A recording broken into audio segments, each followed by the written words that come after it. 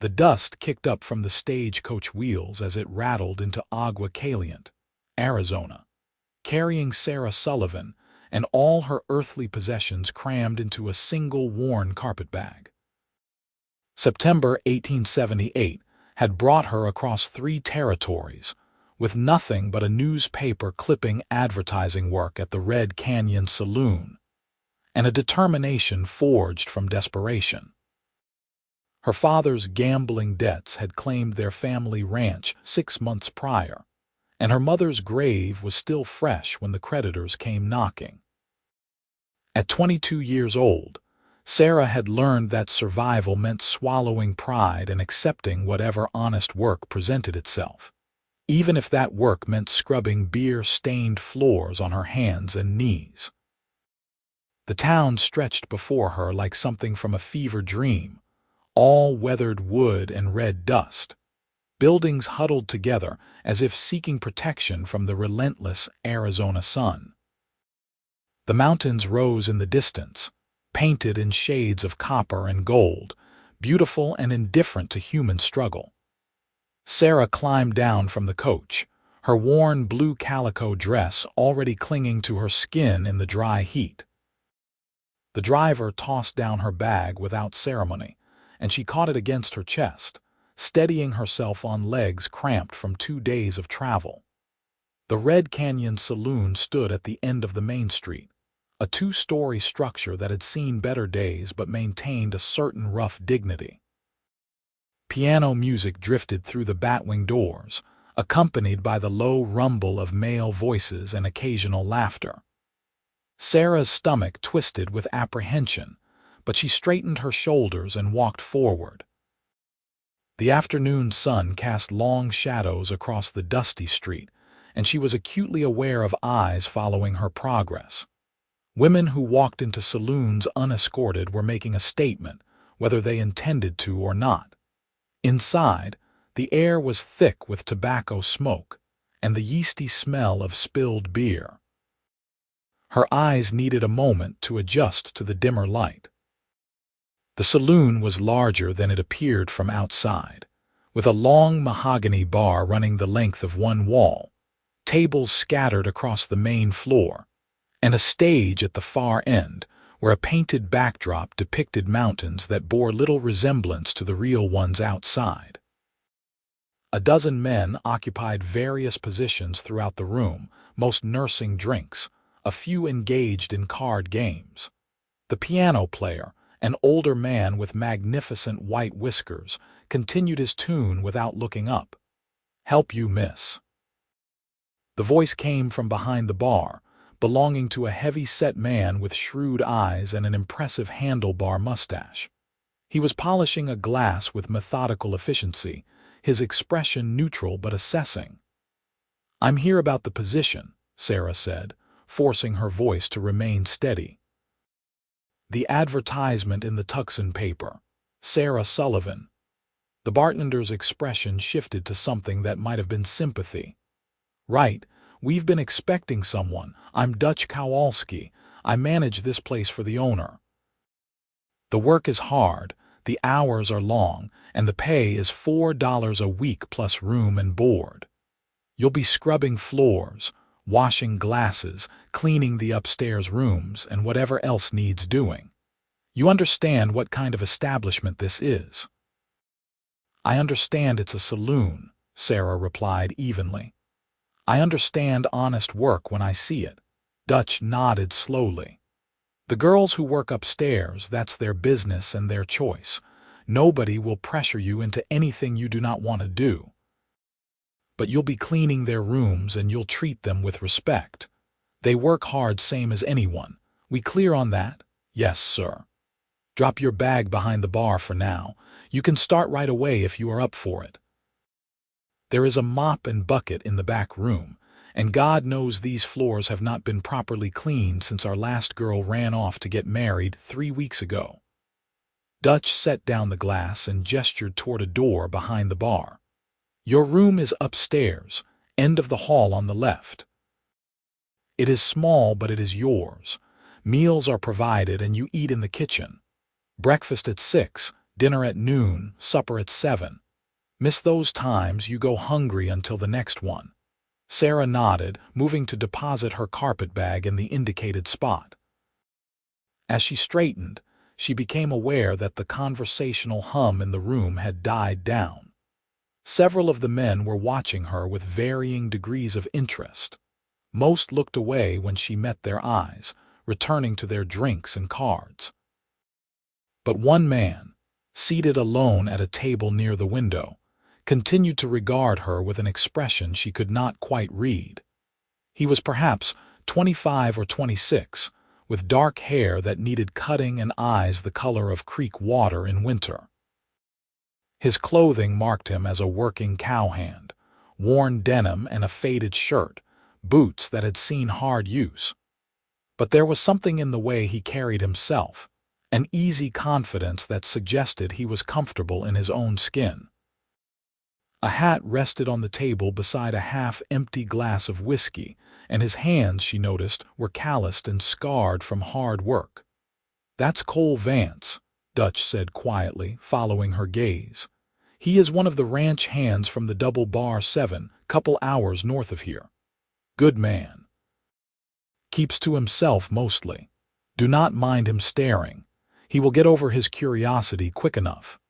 Sarah felt heat rise in her cheeks and turned away, focusing on the task at hand.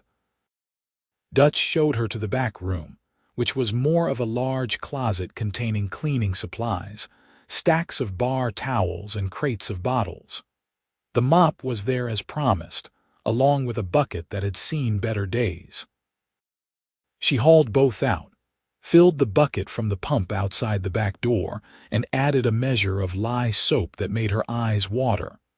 The work was exactly as advertised, hard and unglamorous. She started at the far corner of the saloon and worked her way across, pushing the mop in steady strokes, wringing it out, repeating the process. Her back began to ache within the first hour.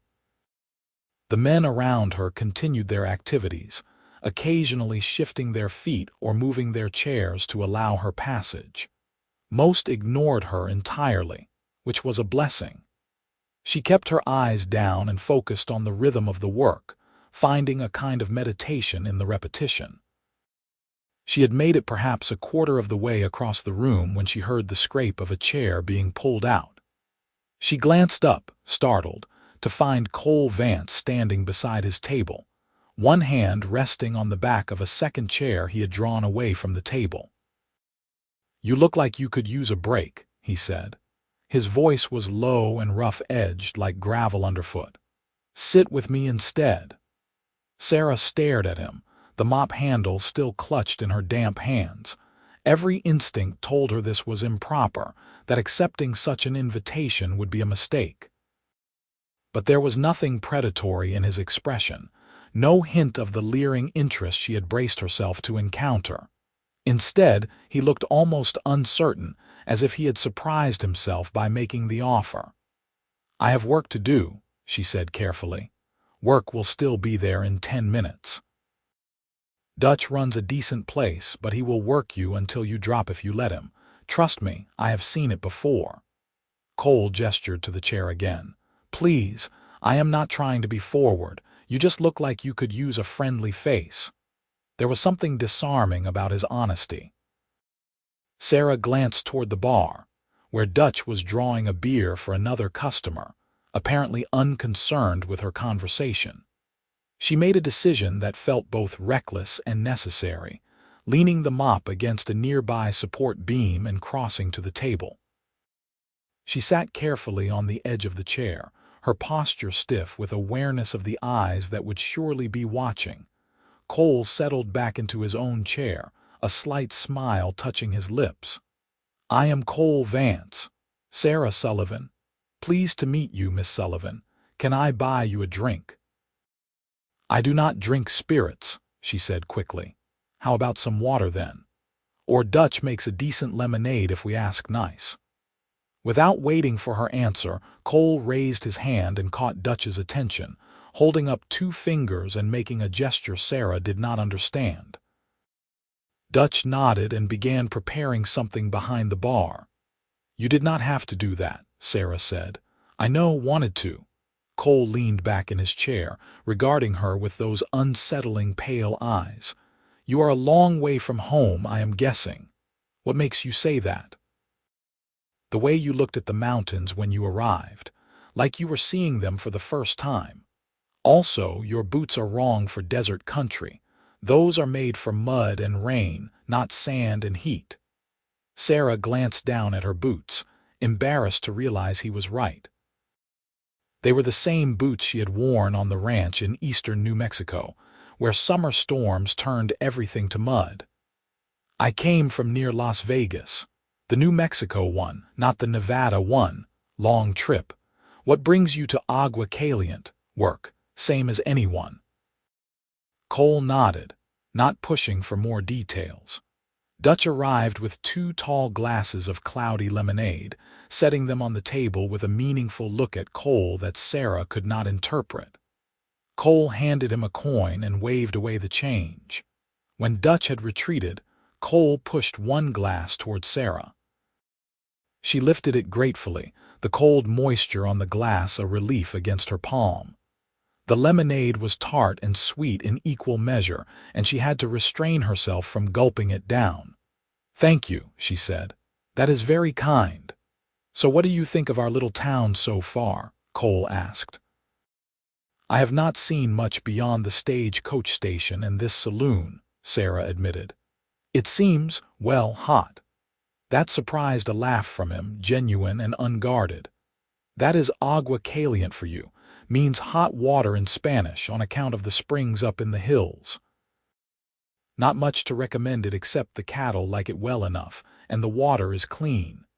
We get miners passing through sometimes, heading up to the silver claims in the mountains. Mostly it is just cowboys, ranchers, and the folks who supply them." "You work on a ranch," the double bar 7. "We run about 3,000 head of cattle, more during good years. I have been there 5 years now, worked my way up to trail boss last year." There was quiet pride in his voice. "It is honest work and the owner treats his people fair, better than a lot of places."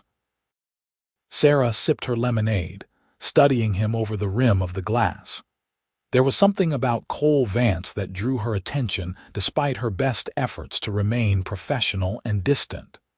Maybe it was the way he spoke to her like she was a person rather than a curiosity. Maybe it was the kindness in offering her a respite she desperately needed. Or maybe it was simply that he was handsome in a rough-hewn way, and she had not had a man look at her with genuine interest since before her father died. "How long are you in town?" she heard herself ask. "Another hour or 2. I came in to pick up supplies for the ranch, but my horse threw a shoe on the way. Blacksmith is working on it now. Should be done soon." He paused, rolling his glass between his palms.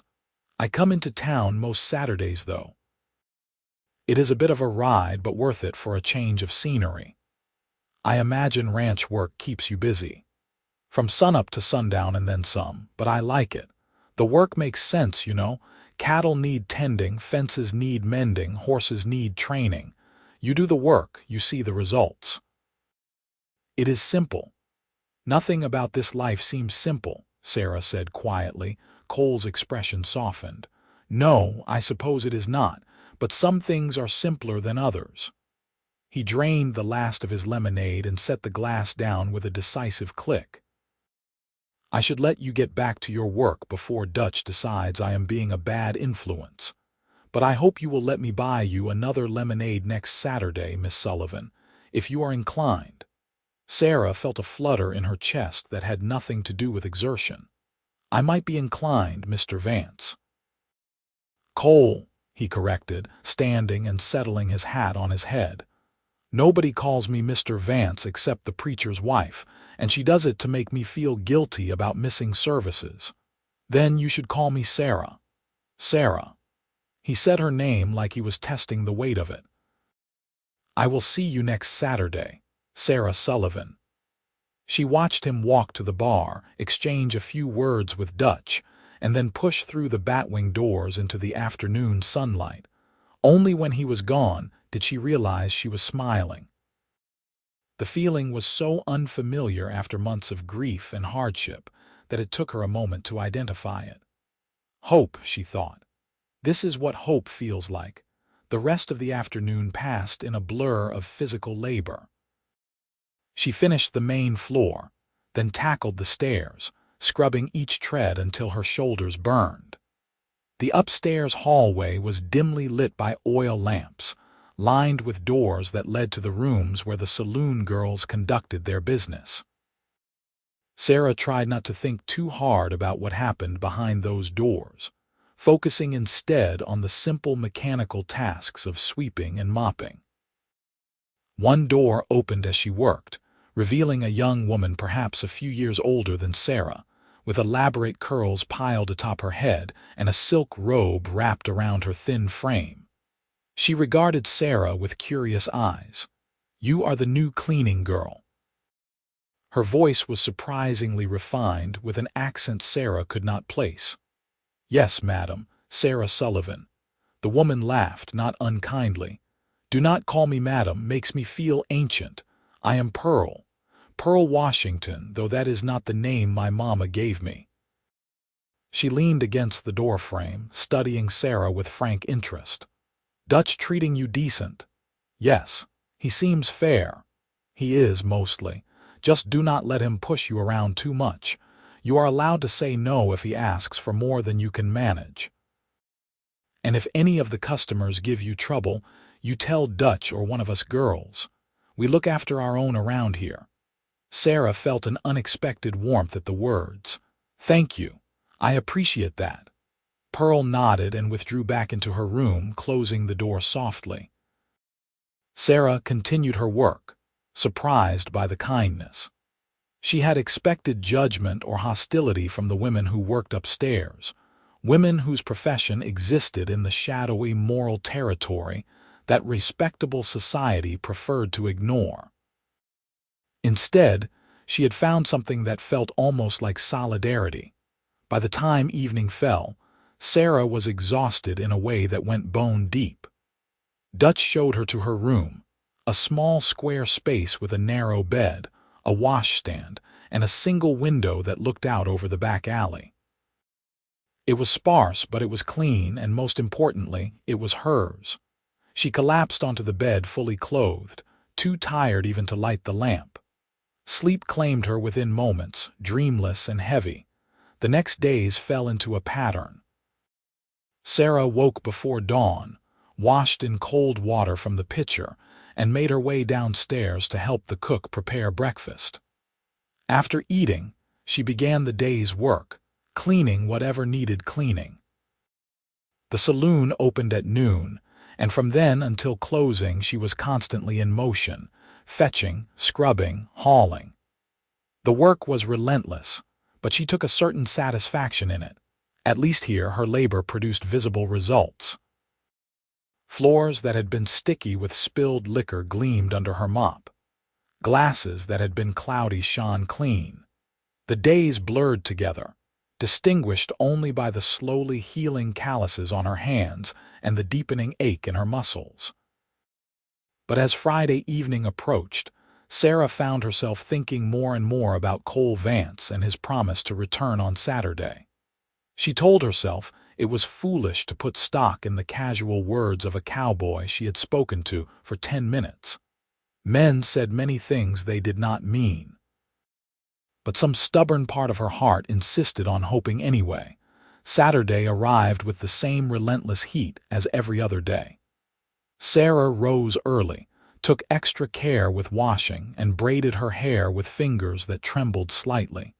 She told herself she was being ridiculous. Even if Cole did return, there was nothing to guarantee he would seek her out again.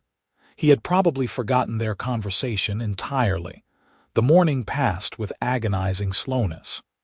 Sarah scrubbed tables with more vigor than necessary, earning a curious look from Dutch. The noon crowd filtered in, ranch hands and miners and the occasional traveling salesman. Sarah kept her eyes on her work, resolutely not looking toward the door every time it swung open. It was nearly 2 o'clock when Cole Vance walked through the batwing doors, and Sarah's heart performed an uncomfortable acrobatic feat in her chest. He looked much as he had the previous Saturday, perhaps with a cleaner shirt, his dark hair still damp as if he had just bathed. His eyes swept the room and found her almost immediately. The smile that crossed his face was like sunrise. He made his way to the same table by the window, the one that was becoming his customary spot in Sarah's mind. This time, he did not call out to her. Instead, he simply pulled out the second chair in unmistakable invitation and settled into his own seat, signaling Dutch for drinks. Sarah glanced toward the bar. Dutch caught her eye and made a small shooing motion with one hand, his expression resigned but not disapproving. She set down the rag she had been using to wipe tables and crossed to Cole's table, her pulse hammering in her throat. "You came back," she said, settling into the chair. "Said I would." Cole pushed a glass of lemonade toward her, the same as last week. "How was your first week?" "Exhausting." "Endless. Everything I expected and nothing I was prepared for." Sarah wrapped her hands around the cold glass. "But I am still here." "That is not nothing. A lot of people would have taken one look at the work and caught the next stage out of town." Cole's expression was serious. "Takes grit to do what you are doing." "Takes desperation," Sarah corrected, then wished she had not been quite so honest, but Cole did not look judgmental, only understanding. Sometimes those amount to the same thing. Nothing wrong with doing what you need to do to survive. They talked easily, the conversation flowing more naturally than it had any right to between two people who were essentially strangers. Cole told her about the ranch, about the long days driving cattle through the desert scrubland, about the complicated hierarchy among the ranch hands and the constant challenges of keeping thousands of animals healthy and moving in the right direction. Sarah found herself fascinated by the details of a life so different from her own childhood on a small family ranch. In turn, she told him carefully edited versions of her own story. Her father's death, though she did not mention the gambling. Her mother's illness and passing. The loss of the ranch to circumstances she described only as unfortunate. Cole listened without interruption, his pale eyes steady on her face, and she felt heard in a way she had not experienced in a long time. "Must have been hard, losing everything like that," Cole said when she fell silent. "It is, but I am learning that you can survive harder things than you think possible, right up until the moment you are living through them. That is wisdom right there." Cole leaned back in his chair, his expression thoughtful. "My father used to say that strength is not about never falling down. It is about getting back up every time you do." "Your father sounds like a wise man." "He was. He died when I was 16, kick from a horse that turned septic. My mother passed 2 years later, just sort of faded away without him. That is when I started drifting west, looking for work and trying to figure out who I was supposed to be." Cole rotated his empty glass on the table. "Ended up at the Double Bar 7 when I was 21. Found something like family there. Jack Vernon, the owner, he gave me a chance when I was just another drifter with nothing to recommend me but a willingness to work. Been there ever since." "Do you think you will stay?" "Hard to say. I like the work like the people. But I always figured I would have my own place someday. Nothing big, just enough land for a decent herd and a house that does not belong to someone else." He paused, then added with deliberate casualness, "Maybe a family if I am lucky enough to find the right woman." Sarah felt heat rise in her cheeks but forced herself to meet his eyes. "I am sure you will. Find the right woman, I mean. Maybe I already have." The words hung between them, too significant to ignore but too new to fully acknowledge. Sarah's breath caught in her throat. This was happening too fast, she thought. They barely knew each other. But her heart was not listening to reason, insisting instead on the warmth spreading through her chest, the way Cole's smile made her feel like the sun had broken through clouds. "Cole," she began, not sure what she intended to say. He reached across the table and covered her hand with his own. His palm was warm and calloused, his touch gentle. "I know this is quick. I know you probably think I am crazy. Maybe I am, but I would like to keep seeing you, Sarah Sullivan. Saturday afternoons, if you are willing. Just talking, getting to know each other proper. No pressure, no expectations beyond that. What do you say?" Sarah looked down at their joined hands, then back up at his face. She saw hope there, and nervousness, and an honesty that made her chest ache. She thought about all the reasons she should say no. She was in no position to court anyone, barely scraping by, with no prospects and a past full of loss. But she also thought about how rare it was to meet someone who made you feel less alone in the world. "Yes," she heard herself say. "I would like that very much." Cole's grin was brilliant and boyish, transforming his serious face into something younger and lighter. "Yeah, yes, but you should know I cannot make any promises about the future. My life is too uncertain right now." "That is fair. We will take it one Saturday at a time. See where it leads." They sat together for another hour, talking about everything and nothing. Sarah learned that Cole loved to read, that he had a beat-up copy of Ivanhoe he had read so many times the pages were falling out. He learned that Sarah could play the piano, though she had not touched one in months, and that she missed the sound of rain more than almost anything else about her old home. The conversation flowed easily, punctuated by comfortable silences and shared laughter. When Cole finally stood to leave, Sarah felt a pang of disappointment that the afternoon was ending. He settled his hat on his head and looked down at her with an expression that made her pulse quicken.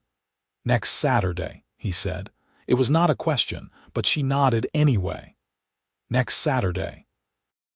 She watched him leave, then returned to her work with a lightness she had not felt in months. Dutch caught her eye as she passed the bar and shook his head with a slight smile, but he said nothing. Sarah did not need him to. She knew she was being foolish, letting herself care for a cowboy she barely knew.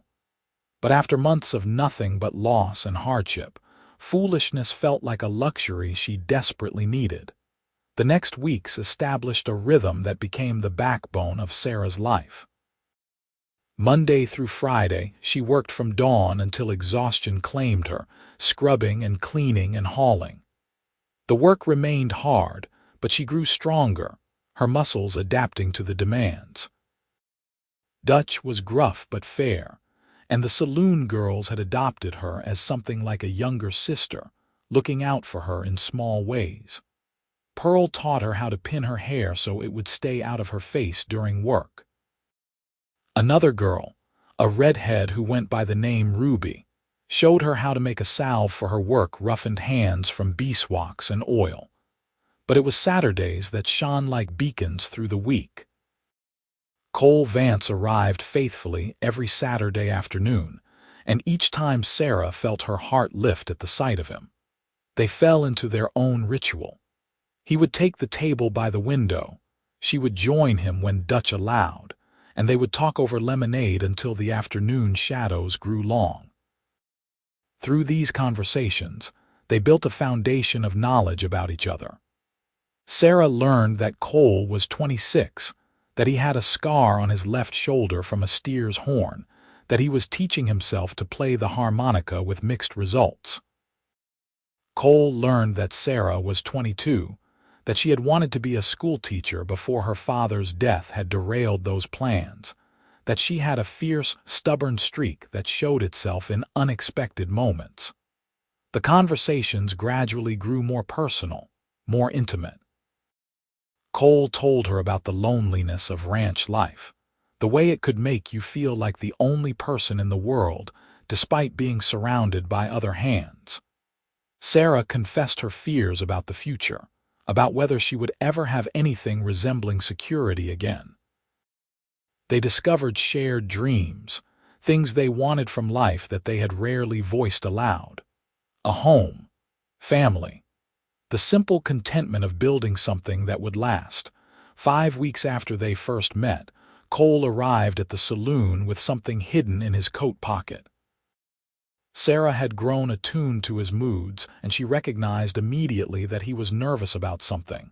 He kept touching his pocket as they talked, his attention slightly scattered. "What is it?"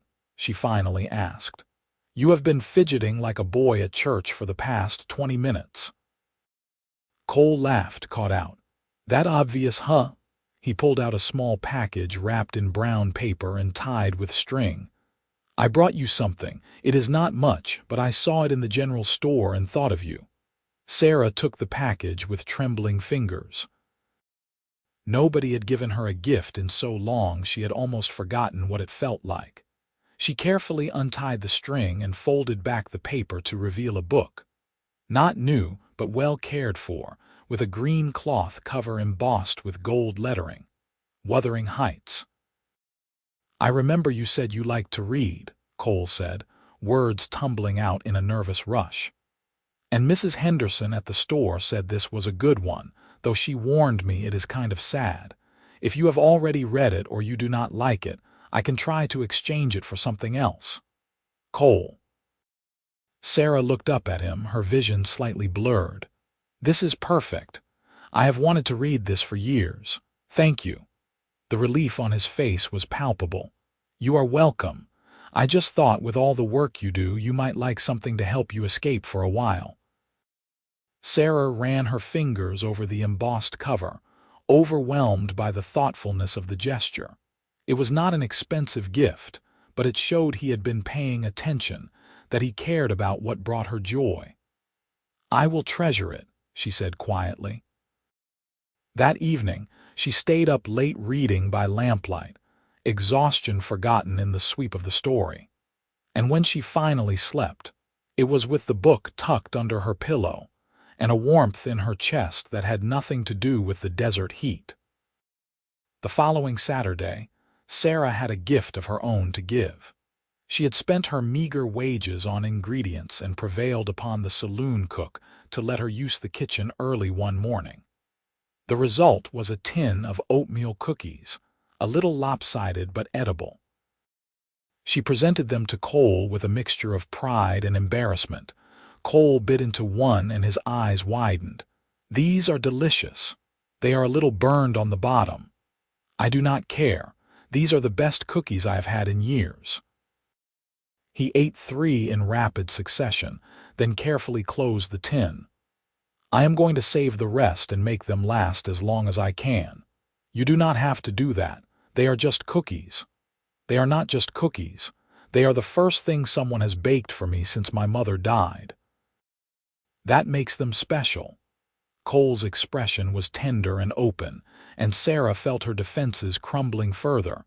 It was that same afternoon when Cole suggested they take a walk. "There is a place I want to show you if you can spare the time. It is not far." Sarah glanced toward Dutch, who made an exaggerated show of checking the non-existent watch on his wrist, then waved her away with a grin. She and Cole stepped out into the bright Arizona afternoon, the heat immediately wrapping around them like a blanket. Cole led her not down the main street, but along a narrow path that wound behind the buildings, heading toward the rocky hills that ringed the town. They walked in comfortable silence, their shoulders occasionally brushing. The path climbed gradually, winding between massive boulders and scrubby vegetation that somehow thrived in the harsh environment. After about 15 minutes, Cole stopped and gestured ahead. "There. That is what I wanted you to see." Sarah stepped forward and caught her breath. They stood at the edge of a small canyon, its walls striped in shades of red, orange, and gold. At the bottom, perhaps 50 feet below, a stream ran between the rocks, its water startlingly green in the desert landscape. Trees clustered around the water, providing a canopy of shade that looked impossibly lush. The hot springs feed into that stream, Cole explained. It is one of the few places around here where things stay green even in the dry season. I come up here sometimes when I need to think, when the world feels too big or too small. It is beautiful, Sarah said, and meant it. The canyon felt like a secret, a hidden pocket of life in the middle of desolation. They found a flat rock and sat side by side, their legs dangling over the edge. The sun was beginning its descent toward the horizon, painting the sky in brilliant colors. Sarah was acutely aware of Cole's presence beside her, the warmth of his body, the steady rhythm of his breathing. "Sarah," Cole said after a long silence, "I need to tell you something." Her heart began to pound. "All right. These past 2 months, getting to know you, they have been the best months I can remember in a long time. You are smart and strong and funny, and you make me want to be a better man. I think about you all week, counting down the days until Saturday." He turned to face her, his expression serious. "I am falling in love with you. Maybe I already have fallen. I know it is fast. I know we are still figuring things out, but I needed you to know." Sarah stared at him, her entire world narrowing to the space between them. She could hear her pulse in her ears, could feel the heat of the rock beneath her and the vastness of the sky above. Every rational thought told her to be cautious, to protect her heart. But her heart had already made its choice weeks ago. "I am falling in love with you too," she whispered. Cole's face transformed, and then he was cupping her face with both hands, leaning in slowly enough that she could have pulled away if she wanted. She did not want to. Their lips met in a kiss that was gentle and tentative at first, then deeper as certainty replaced nervousness. Sarah felt like she was falling and flying at the same time, every nerve ending alive with sensation. When they finally broke apart, both breathing hard, Cole rested his forehead against hers. "Sarah Sullivan, you are going to be the making or breaking of me." "I hope the making," she said, and was rewarded with his laugh. They sat together until the sun touched the horizon, talking and kissing and simply being together. When they finally returned to town, walking close together in the gathering darkness, Sarah felt like something fundamental had shifted in her world. The future was still uncertain, still frightening in its unknowability. But now she was not facing it alone. The next Saturday, Cole arrived with determination written across his face. They took their customary seats, but before Sarah could say anything, he reached across the table and took both her hands in his. "I have been thinking all week," he said. "About us, about the future. I want to do this right, Sarah. I want to court you properly." "You have been courting me," Sarah pointed out, a smile tugging at her lips. "I know, but I want to make it official. I want everyone to know that I am serious about you, that my intentions are honorable." Cole's grip on her hands tightened slightly. "I already talked to Dutch. He gave me his blessing, said you are old enough to make your own choices and he does not have any objection to me. But what matters is what you think. Will you let me court you proper, Sarah? With the understanding that I am hoping this leads somewhere permanent?" Sarah's throat tightened with emotion. In a different life, this would have been done in a parlor with her parents present, with all the formal rituals of courtship and propriety. But that life was gone, and she found she did not mourn it. What she had with Cole was real in a way that transcended social niceties. "Yes," she said, "I would be honored." The courtship that followed was conducted in the spaces between Sarah's work and Cole's obligations to the ranch. Cole began coming to town twice a week when he could manage it, arranging his responsibilities so he could make the 2-hour ride.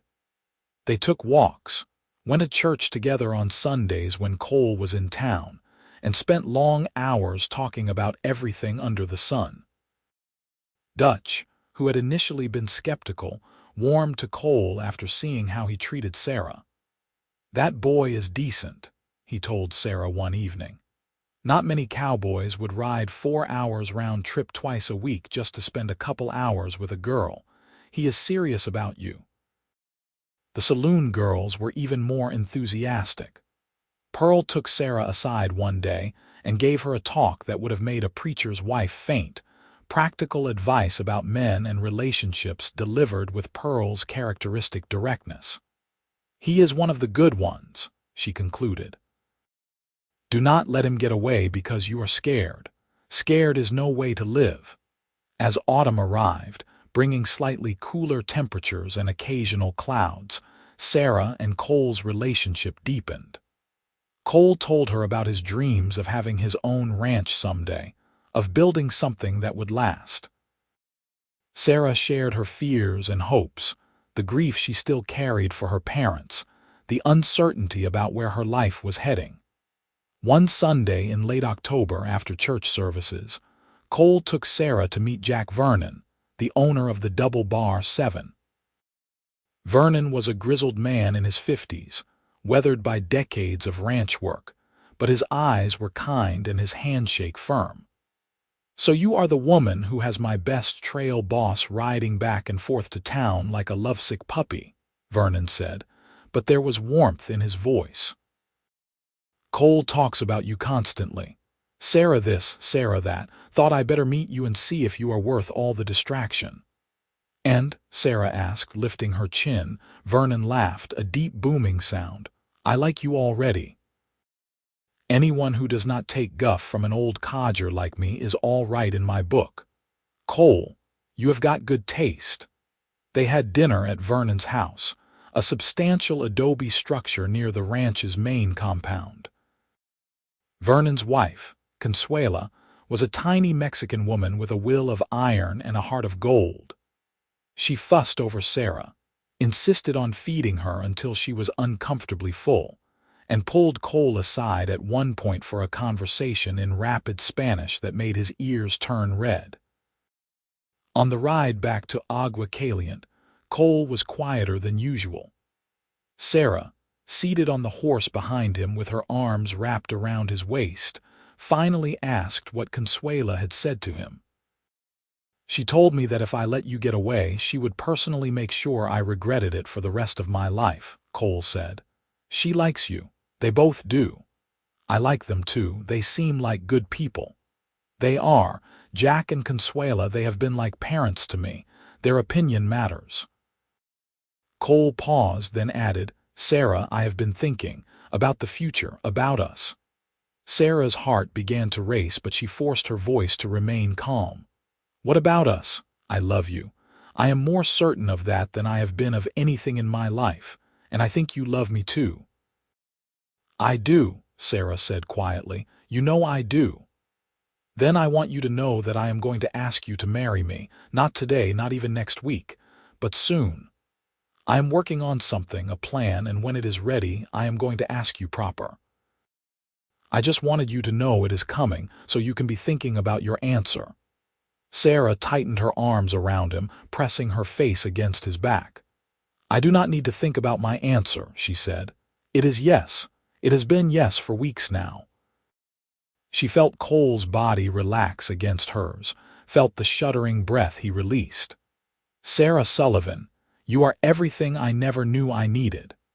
They rode the rest of the way to town in silence, but it was the comfortable silence of two people who understood each other perfectly. When they arrived, Cole helped Sarah down from the horse and pulled her into a kiss that made her forget they were standing in the middle of the street where anyone could see. 2 weeks later, on a Saturday afternoon in early November, Cole arrived at the saloon with a small wooden box in his pocket and a nervous energy that set Sarah's nerves jangling. They took their usual table, but Cole seemed unable to sit still, his leg bouncing under the table. "Cole, what is wrong?" Sarah finally asked. "Nothing is wrong. Everything is right, actually, which is what makes this terrifying." He reached into his pocket and pulled out the box, setting it on the table between them. I talked to Jack Vernon. He is willing to sell me a parcel of land on the eastern edge of the Double Bar 7, 500 acres with a stream and enough grazing for a decent starter herd. It is not much, but it is enough to build something on. He will give me favorable terms on the land and let me buy some cattle from him to get started. Sarah stared at the box, her heart in her throat. I have been saving my wages for years, Cole continued. I have enough to buy the land, build a small house, and get started with the cattle. It will be hard work, and it will be years before we are comfortable, but we will have something that is ours, a future. He opened the box. Inside, nestled on a piece of velvet, was a simple gold ring with a small stone that caught the light. It is not fancy, Cole said. But it is real, and it is yours if you want it. Sarah Sullivan, will you marry me? Will you take a chance on building a life with me? Sarah looked from the ring to Cole's face, seeing hope and fear and love written there in equal measure. Her vision blurred with tears, but she was smiling so wide her face hurt. Yes, she said. Yes, absolutely yes. Cole's whoop of joy turned every head in the saloon. He surged to his feet, came around the table, and pulled Sarah up and into his arms, spinning her around while she laughed and cried at the same time. When he set her down, he took the ring from the box and slipped it onto her finger. It fit perfectly. Dutch came over, grinning broadly. I take it congratulations are in order, she said. Yes, Cole announced to the entire saloon. A cheer went up from the scattered patrons, and Dutch insisted on pouring drinks on the house. The saloon girls came down from upstairs, and Pearl hugged Sarah so tight she could barely breathe. I knew it, Pearl said. I knew from the first day he pulled out that chair for you. A man does not do that unless he is already halfway gone. The celebration continued into the evening. Sarah felt like she was floating, untethered from the ground by sheer joy. She kept looking at the ring on her finger, at Cole's face, trying to convince herself this was real and not some dream she would wake from. Later, after the excitement had died down and most of the crowd had dispersed, Cole walked Sarah upstairs to her room. They stood in the hallway, hands clasped, neither wanting to say good night. I cannot believe you are going to be my wife, Cole said, his voice full of wonder. I cannot believe I am going to have a home again, Sarah replied. A real home, not just a room. It will be our home. We will build it together. Cole lifted her hand and pressed a kiss to her knuckles, just above the ring. I am going to work so hard to make you happy, Sarah. I promise you that. You already make me happy. Everything else is just extra. They were married on a Sunday afternoon in early December at the small church in Agua Caliente. The guest list was small but fierce in their enthusiasm. Dutch closed the saloon for the afternoon and attended with all the saloon girls. Jack and Consuela Vernon came down from the ranch, bringing several of the other ranch hands with them. The preacher's wife played the piano, and Sarah walked down the aisle in a dress that Pearl and the other girls had helped her make, simple white cotton with lace at the collar and cuffs. Cole stood at the altar in his best clothes, his hair neatly combed for once, and the look on his face when he saw Sarah made her want to cry happy tears. They spoke their vows in clear, steady voices, promising to love and honor each other for as long as they both lived. When the preacher pronounced them husband and wife, Cole kissed her with such enthusiasm that the small congregation erupted in laughter and applause. The reception was held at the saloon, Dutch's gift to them.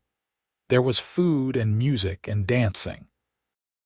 Jack Vernon made a toast that was equal parts sentimental and ribald, making Consuela swat his arm while everyone laughed. Sarah danced with Cole, with Dutch, with Jack Vernon, her heart so full she thought it might burst. As the sun began to set, Cole and Sarah said their goodbyes. They would spend their wedding night at a small hotel in town, then ride out to the double bar 7 the next morning.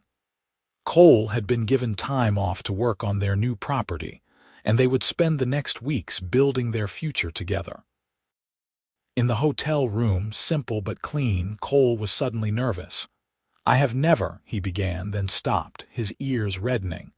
"I want this to be good for you, for both of us." Sarah took his hands in hers. "We will figure it out together. We have all the time in the world." And they did figure it out, with tenderness and laughter and the occasional awkward moment that they would smile about later. When they finally lay together in the darkness, Sarah's head on Cole's chest and his arms wrapped around her, she felt a peace she had not known since before her father died. This was what it meant to be home, she thought. Not a place, but a person. Someone who saw all of you and loved you anyway. The next morning, they began their new life. Cole had borrowed a wagon from Jack Vernon, and they loaded it with their few possessions and supplies for the weeks ahead. The ride to the property took most of the day, following trails through the desert landscape.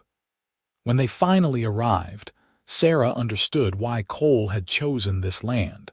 The property sat in a natural basin, protected on 3 sides by low hills. A stream ran through the eastern edge, lined with cottonwood trees that provided blessed shade. The grass, though dry this time of year, was thick and healthy. In the distance, the mountains rose against the sky, beautiful and eternal. "What do you think?" Cole asked, his voice anxious. "I think it is perfect," Sarah said honestly. "I think this is where we are meant to be." They spent the first week living in a tent while they began work on the house. Cole had already purchased lumber and had it hauled to the property. He had also hired 2 of the ranch hands from the double bar 7 to help with the construction. Men he trusted who were willing to work in exchange for wages and the promise of future employment once the ranch was established. Sarah worked alongside the men, surprising them with her willingness to hammer nails and haul boards. Cole had initially protested, wanting to spare her the hard labor, but she insisted. "This is my house too. I want to help build it." The house that took shape over the following weeks was small but solid, a single story with 2 rooms that could be expanded later as their needs grew. They built it with care, making sure every joint was tight, every beam secure. Sarah loved watching it come together, seeing the physical manifestation of their dreams taking form. By Christmas, the basic structure was complete. They moved in even though the interior was still rough, sleeping on a mattress on the floor and cooking over the fireplace. But it was theirs, built with their own hands, and that made it more valuable than any mansion. On Christmas morning, Sarah woke to find Cole already up, stoking the fire. She wrapped a blanket around her shoulders and joined him, settling against his side as they watched the flames. "Merry Christmas, Mrs. Vance," Cole said, kissing the top of her head. "Merry Christmas, Mr. Vance. I have something for you." Cole reached behind the pile of firewood and pulled out a small package wrapped in cloth. "It is not much, but I wanted you to have something." Sarah unwrapped it to find a pair of leather work gloves, sized for her hands and beautifully crafted. "Cole, these are wonderful. Your hands were getting torn up from all the building work. I had them made special in town." I know they are practical rather than romantic, but Sarah silenced him with a kiss. "They are perfect. Practical is romantic when it shows you are paying attention to what I need." She gave him her gift in return, a shirt she had sewn from fabric she had purchased with her last wages from the saloon. It had taken her hours of work by lamplight, her stitching careful and precise. Cole ran his fingers over the seams, his expression soft. "You made this for me." "Of course I did. You are my husband. Who else would I make shirts for?" They spent Christmas Day working on the house, installing the door and shutters for the windows. It was not a traditional way to celebrate the holiday, but it felt right. They were building something together, creating the foundation for the rest of their lives. As winter gave way to spring, the ranch began to take shape. Cole purchased 20 head of cattle from Jack Vernon, a small starter herd that would form the basis of their future operation. He hired one of the ranch hands full-time, a young man named Ezra who was eager to learn and willing to work hard. Sarah took charge of the house, creating a home out of the rough space. She made curtains from flour sacks, planted a kitchen garden near the stream, and established the rhythms of daily life. The work was relentless, from before dawn until after dark. There were days when Sarah's muscles screamed in protest, when she wondered if they had taken on more than they could handle. But then she would catch sight of Cole working in the corral, or they would sit together on the porch they had built in early spring, and she would remember why they were doing this. For each other, for the future, for the family they hoped to have. In April, Sarah realized she was pregnant. She had suspected for a few weeks, but she waited to be certain before telling Cole. When she finally said the words over dinner one evening, Cole's face went through a remarkable series of expressions: shock, fear, joy, and wonder chasing each other in rapid succession. A baby. He said, his voice cracking slightly. "We are going to have a baby, in late October, I think. Maybe early November." Cole was around the table in an instant, pulling her to her feet and holding her like she was made of glass. "Sarah, we are going to be parents. I am going to be a father." "You are going to be a wonderful father," Sarah said, her own eyes damp. "I have no doubt about that." The pregnancy progressed through the hot summer months. Consuela Vernon visited regularly, bringing supplies and advice and a comforting maternal presence. She taught Sarah how to prepare for the birth, what to expect, how to care for a newborn. Sarah was grateful for the older woman's knowledge and kindness, and a deep friendship formed between them. Cole became even more protective as Sarah's belly swelled. He tried to prevent her from doing any heavy work, hovering until she finally sat him down and explained that she was pregnant, not dying, and she would go mad if he did not let her continue with at least some of her normal activities. They reached a compromise, Sarah agreeing to rest more and take on only lighter tasks, Cole agreeing to stop treating her like she might shatter at any moment. On a cool evening in late October, Sarah's labor began. Cole rode to the double bar 7 to fetch Consuela while Sarah paced the house, breathing through the contractions. Consuela arrived with the calm efficiency of someone who had done this many times before, and she took charge of the situation with gentle authority. The labor lasted through the night and into the next morning. Cole stayed by Sarah's side the entire time, holding her hand, wiping her forehead with cool water, murmuring encouragement.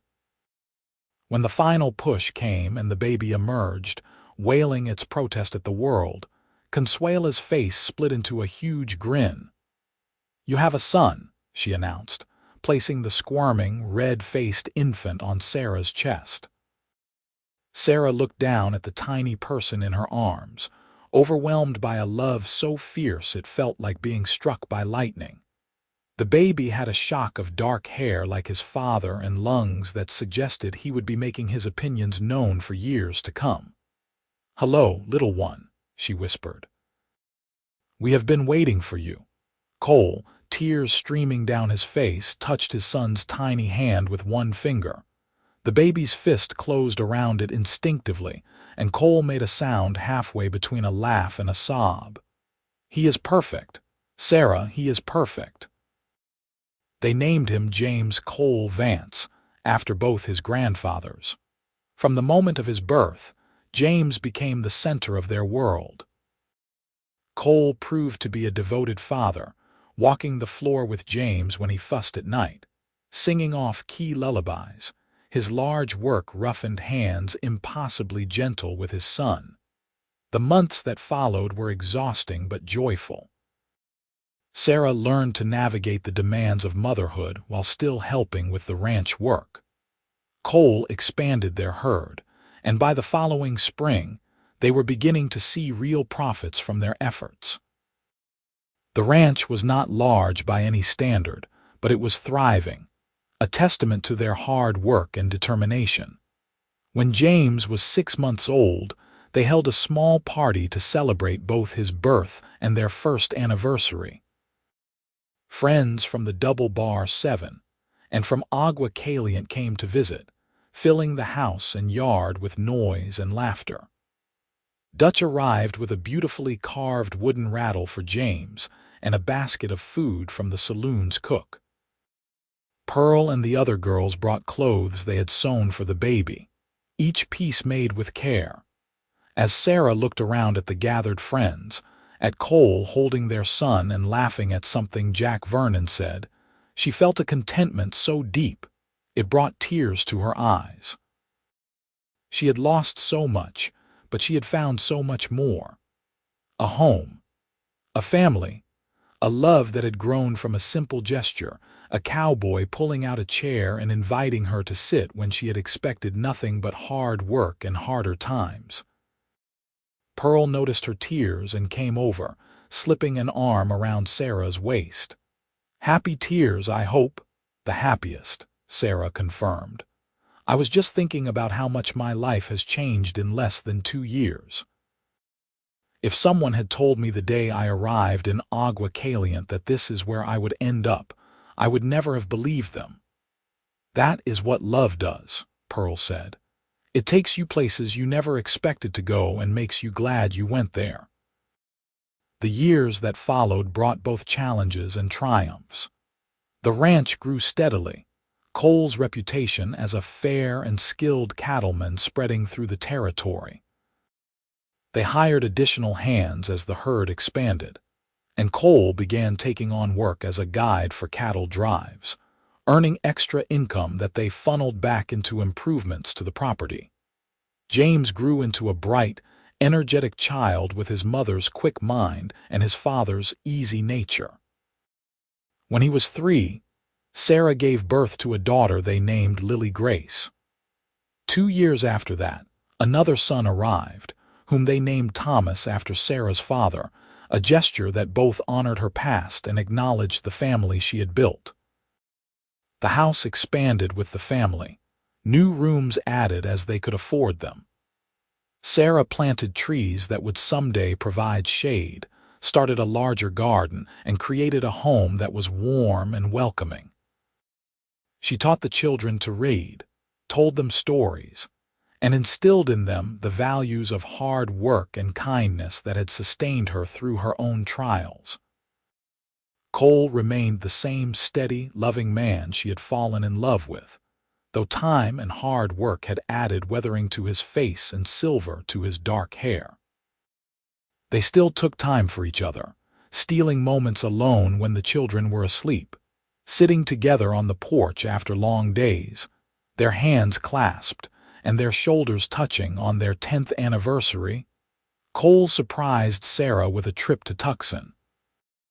It was the first time they had been away from the ranch together since their honeymoon, Jack and Consuela Vernon insisting on watching the children. They stayed in a hotel that felt impossibly luxurious after years of frontier living, ate in restaurants, and walked through the city like a young courting couple. On their last evening, Cole took Sarah to a photographer's studio. "I want to have a picture taken," he explained, "so the children will have something to remember us by when we are old and gray." They posed formally, Cole standing behind Sarah with his hand on her shoulder, both of them trying not to smile because the photographer had instructed them to remain serious. But Sarah could see the happiness in Cole's eyes, and she knew her own face reflected the same contentment. When they returned to the ranch, the children greeted them with shrieks of excitement, and Sarah felt the rightness of being home. This was her life now, filled with noise and chaos and love. It was nothing like the life she had imagined as a girl, but it was infinitely better because it was real and earned and shared with a man who had seen her at her lowest and offered her a chair instead of judgment. The years continued to pass, bringing the normal mixture of joy and sorrow that makes up any life. There were good years when the cattle thrived and the profits rolled in, and hard years when drought or disease threatened everything they had built. Through it all, Sarah and Cole stood together, weathering each storm and celebrating each triumph. James grew into a thoughtful young man who loved the ranch work and showed every sign of following in his father's footsteps. Lily inherited her mother's stubborn streak and her father's love of animals, spending hours working with the horses. Thomas, the youngest, was the dreamer of the family, always with a book in hand, talking about seeing the wider world beyond the ranch. When Sarah was 44 and Cole was 48, they attended the wedding of their oldest son. James married the daughter of a neighboring rancher, a sensible girl named Catherine who clearly adored him. Watching her son exchange vows, Sarah reached for Cole's hand, and he squeezed it gently. "We did good," Cole whispered. "We did better than good," Sarah replied. "We did wonderful." That evening, at the reception held in the barn they had built 15 years earlier, Cole pulled Sarah onto the makeshift dance floor. They moved together with the ease of decades of practice, their bodies knowing instinctively how to match each other's rhythm. "You remember the day we met?" Cole asked. "When I pulled out that chair and asked you to sit with me? I remember everything about that day. I thought you were crazy, this cowboy talking to the cleaning girl like she was someone who mattered. You have always mattered. From the first moment I saw you, I knew you were going to be important to my life. I did not know how, but I knew." Sarah looked up at her husband, at the face that had become as familiar to her as her own, and felt the same swell of love she had experienced all those years ago. "Best decision I ever made, sitting in that chair." "Best invitation I ever extended," Cole replied, and kissed her there in the middle of the dance floor while their children and friends cheered. The years continued their steady march. Grandchildren arrived, filling the house with new life and laughter. Sarah taught them the same lessons she had taught their parents, while Cole took them out to learn about cattle and horses and the land that sustained them all. The ranch prospered, becoming one of the most respected operations in the territory. When Sarah was 62, Arizona achieved statehood, joining the Union as the 48th state. She and Cole attended the celebration in the nearest town, marveling at how much the world had changed since they had built their little ranch in the wilderness. There were more towns now, better roads, even talk of bringing a railroad through the area. The Wild West they had known was slowly being tamed, civilization creeping across the landscape. But some things remained unchanged. The love between Sarah and Cole, tested by time and hardship, had only grown stronger. They were partners in every sense of the word, having built a life and a legacy together through sheer determination and mutual devotion. One evening, when Sarah was 68 and Cole was 72, they sat together on their porch watching the sunset paint the mountains in shades of gold and crimson. Cole's hair was white now, and his movements had slowed, but his eyes still held the same warmth that had captured Sarah's heart decades earlier. "You ever regret it?" Cole asked suddenly. "Coming to Agua Caliente, marrying a cowboy, spending your life out here in the middle of nowhere?" Sarah considered the question seriously, as she always did when Cole asked something important. She thought about the girl she had been, desperate and grieving, arriving in a strange town with nothing but a carpet bag and a job scrubbing floors. She thought about the life she could have had if circumstances had been different, perhaps teaching school in some small town, marrying a shopkeeper or a clerk, living a safe and predictable existence. Not for a single moment, she said. This life with you, it is more than I ever dreamed of having. You gave me a home when I had nothing. You gave me love when I thought I would never feel anything but loss again. You gave me children and grandchildren and a legacy that will continue long after we are gone. How could I possibly regret that? Cole's eyes were damp. You gave me all those things too, you know. I was just drifting before I met you, going through the motions. You gave me a reason to build something that would last. You made me want to be better, do better. We made each other better, Sarah corrected gently. That is what love does when you are lucky enough to find the real thing. They sat in comfortable silence as the stars began to emerge, the vast Arizona sky stretching above them like a benediction. 3 generations of their family were under this roof tonight, visiting for the weekend. The house would be full of noise and life come morning. But for now, it was just the 2 of them, as it had been that day in the saloon when everything changed. Cole Vance, the cowboy who had pulled out a chair and changed Sarah's life with a simple invitation, took her hand in his. Their fingers intertwined with the ease of long practice, 2 people who had become one through years of shared experience. I love you, Sarah Sullivan Vance, Cole said. I have loved you for 50 years, and I will love you for however many years we have left. And I love you, Cole Vance, Sarah replied. Thank you for inviting me to sit with you all those years ago. Best decision I ever made. They remained there as darkness fell. 2 people who had beaten the odds and built something beautiful out of nothing but determination and love. The wild west of their youth had faded into history, but what they had created together would endure. Their children and grandchildren carried their legacy forward, living on the land they had claimed and nurtured, embodying the values they had instilled. This was the happy ending, Sarah thought. Not a fairy tale conclusion where everything was perfect, but something better and more real. A life fully lived, with all its joys and sorrows, triumphs and challenges. A love that had started with a simple gesture and grown into something that would outlast them both, carried forward by the family they had created and the example they had set.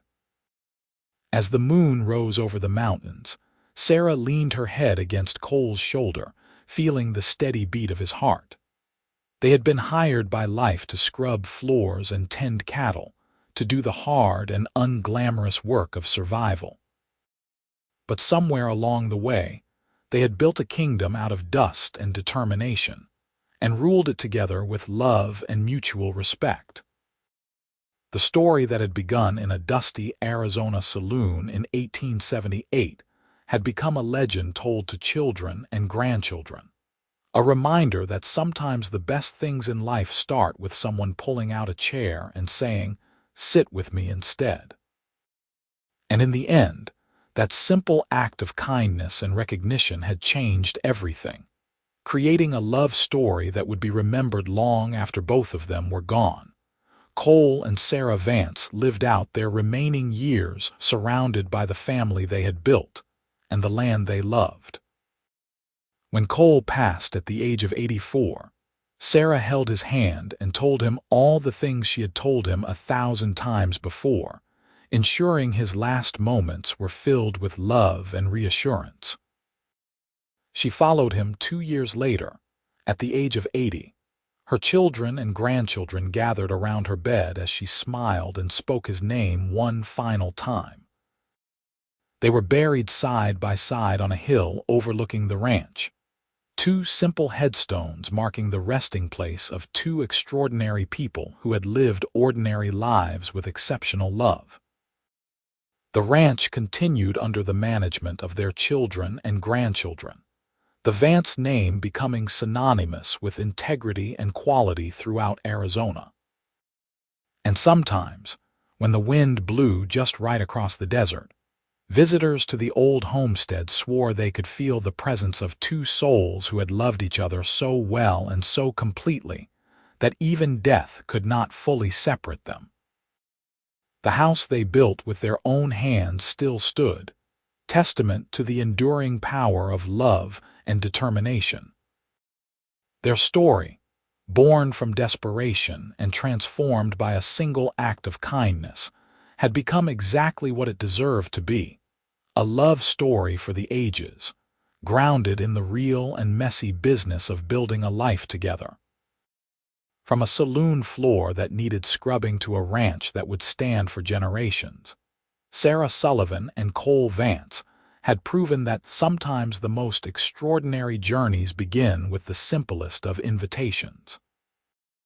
They had hired her to scrub floors, but the cowboy had pulled out a chair and said, "Sit with me instead," and in doing so had changed both their lives forever. It was a beginning that led to a lifetime of love, and a legacy that would endure for generations to come.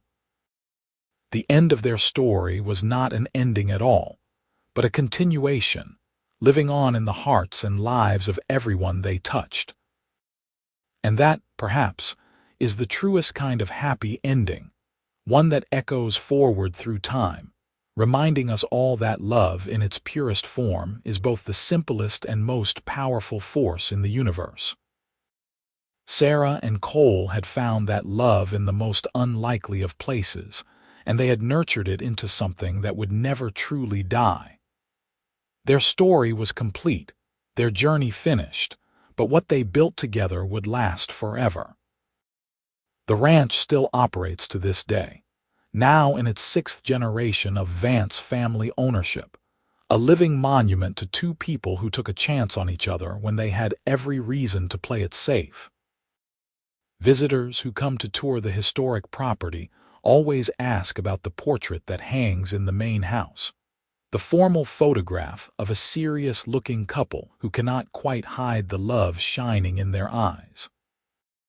The tour guides tell the story with pride, how Sarah Sullivan arrived in Agua Caliente with nothing but determination, how Cole Vance saw something special in the new cleaning girl and invited her to rest for a moment, how that moment turned into a lifetime.